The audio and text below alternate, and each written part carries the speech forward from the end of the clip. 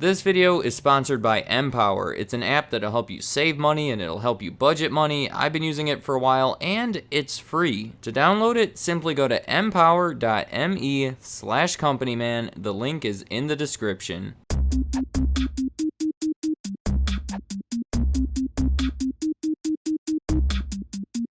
This is A&W's mascot, the Great Root Bear. It's a little hard to say. You want to know his name? Rudy. I figured I'd use this adorable, cleverly named character to capture your attention because I doubt this is a topic you've been dying to hear about. I looked through all the comments and topic submissions and couldn't find a single one requesting I talk about A&W. This is something I found on my own, and you're just going to have to trust me when I say this is a good topic. In fact, here's 3 reasons I wanted to talk about them. For one, there's A&W root beer in the stores, but then there's an A&W restaurant. What's going on with that? This might be the most successful instance of a product being sold in stores that started from a restaurant. Sure, you have the White Castle frozen burgers and the fries from Checkers, but those hardly compare to this. A&W is a very popular soda and easily among the leaders in root beer brands. If you can think of an example of something like this that's more successful, I'd like to hear it. The second reason is A&W is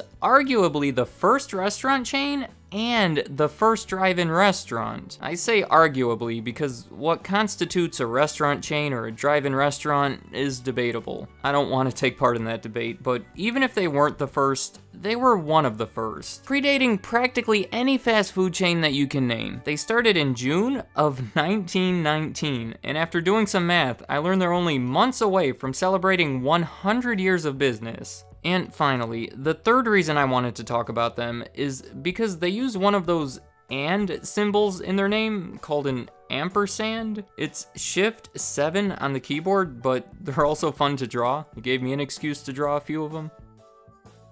Alright, this reason may not have been as compelling, but the first 2 were pretty strong. Are you at least interested to hear more about A&W at this point? And that's only the beginning. You're probably interested in hearing what A&W stands for, because I wouldn't exactly call that common knowledge. The A stands for Allen, because Roy Allen was the guy who started everything almost 100 years ago. The thing that I respect most about this guy is his ability to see the change in the world around him and then take advantage of it. One of the reasons I say this is the drive-ins I mentioned earlier. It was 1921 and he was implementing a drive-in, possibly even inventing it. Cars were fairly new to the general public and nowhere near as popular as they are today, but they were still starting to change the way the world functioned. He was among the first to recognize this and capitalize on it in his own way. His initial locations were in the Sacramento area, so picture this. You're driving around in the Sacramento heat in your fancy new car, and you see a stand up ahead where they'll deliver you some ice-cold root beer straight to your car. I would stop and get some. It's essentially the adult's version of a kid's lemonade stand. Both great ideas. The other way that Roy Allen saw the change in the world and took advantage of it was through the prohibition of alcohol. In the United States, in the 1920s and part of the 30s, it was illegal to manufacture, sell, or transport alcohol. It was a huge thing. It's the 18th Amendment of the Constitution, and Roy Allen took advantage of it. The prohibition started in January of 1920, and if you remember, A&W started just a few months earlier in June of 1919. And even though he didn't sell anything alcoholic, he did sell something with beer in its name. Root beer. I would say that all of that is coincidence, but he took advantage of the opportunity by serving it in mugs and setting up a bar with stools and just creating the atmosphere of a tavern. I don't know if he was somehow tricking the customers into thinking it was alcoholic or simply just offering the next best thing by creating a bit of an illusion. Even root beer itself was invented many years earlier, but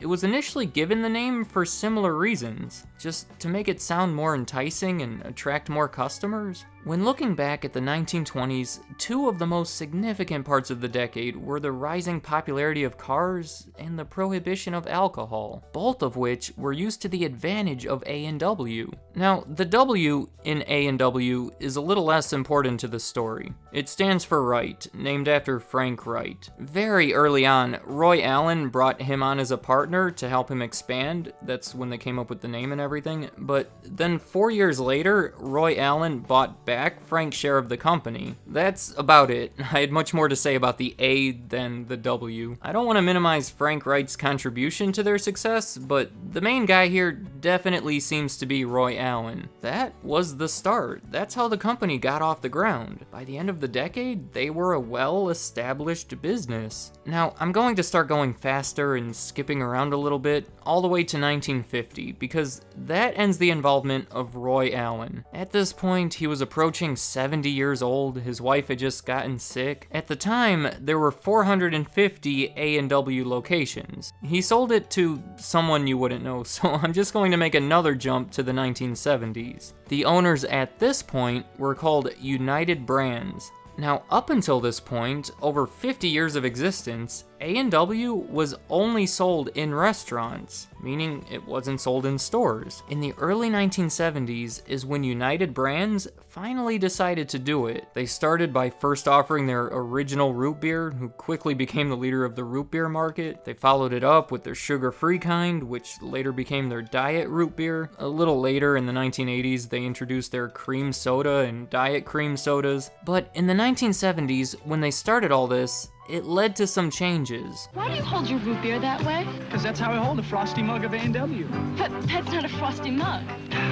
Sure tastes like one. United Brands essentially separated the two businesses into two different subsidiaries, and they eventually sold both of them to two different companies. So if you were wondering if the restaurants and the bottles that you see in the stores were all part of the same company, the answer is no, but they were briefly in the 1970s. From this point, we're talking about two different businesses. To simplify things, I'll call one of them A&W Beverages and the other A&W Restaurants. First, let's follow the path of A&W Beverages. In 1993, a company existed called Cadbury Schweppes. Among other things, they were pretty big into soft drinks in foreign markets, and were looking to enter the American market. They did it by paying $334 million to buy A&W Beverages. And then 3 years later, they also bought Dr. Pepper 7-Up, which actually made them the #1 provider of soft drinks in the American market. Not much has changed from then till today. The company that owns them today is called Snapple Dr. Pepper, which recently merged with Keurig, so I suppose it's now called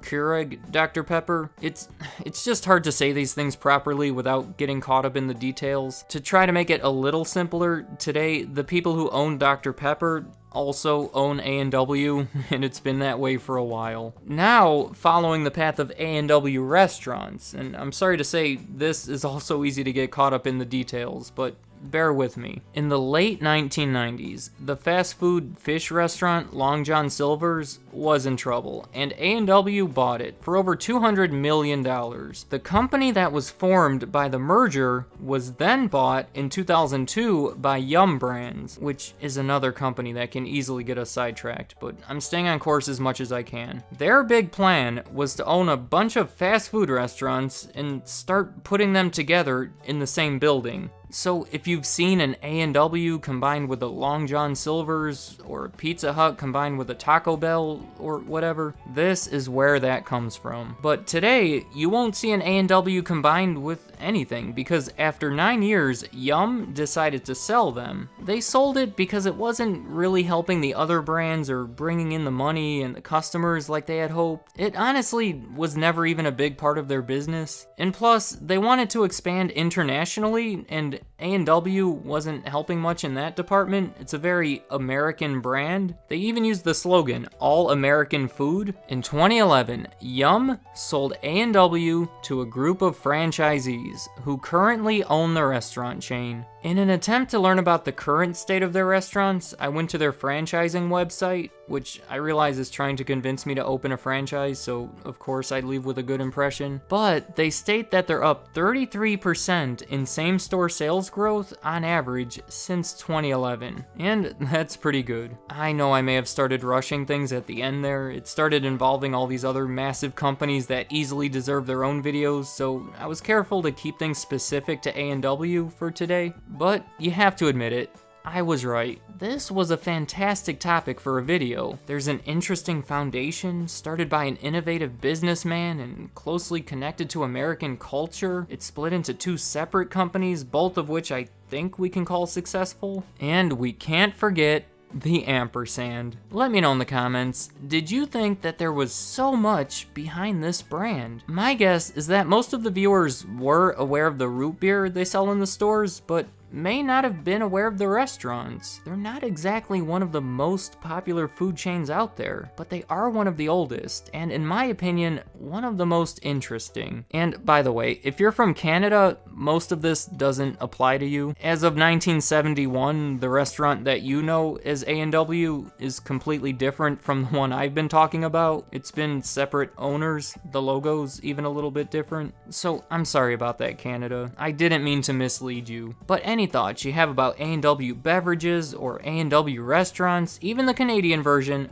leave them in the comments. I'd like to hear what you have to say, and I want to talk more about today's sponsor, Empower. It's an app I have on my phone, and I use it quite a bit. See, I don't know how you manage your apps, but I put the ones that I use a lot on that first page, and all the overflow gets pushed over to the second. Well, Empower is on that front page, and here's the feature that I use the most, the monthly report. It's a visual breakdown of the money you have coming in and the money you have going out. These aren't my actual numbers, but right here it says over $1,400 was spent on groceries. That would be alarming for me. So I would drill in on it and see why that number was so high, and you can even drill in further on those transactions. Once you know what you're spending and see it broken down like this, it helps you take control of your finances. And that's just the beginning of what this app has to offer. You can chat with Empower experts if you're in need of any financial coaching. It'll look for savings in everyday transactions like your cable bill or insurance plan, send you intelligent alerts to let you know when your bills are due. There's just so much. I recommend you download it, look through everything, and see how you can best apply it to your own situation. Simply go to empower.me/companyman to get your free account and start saving today. Thank you for watching.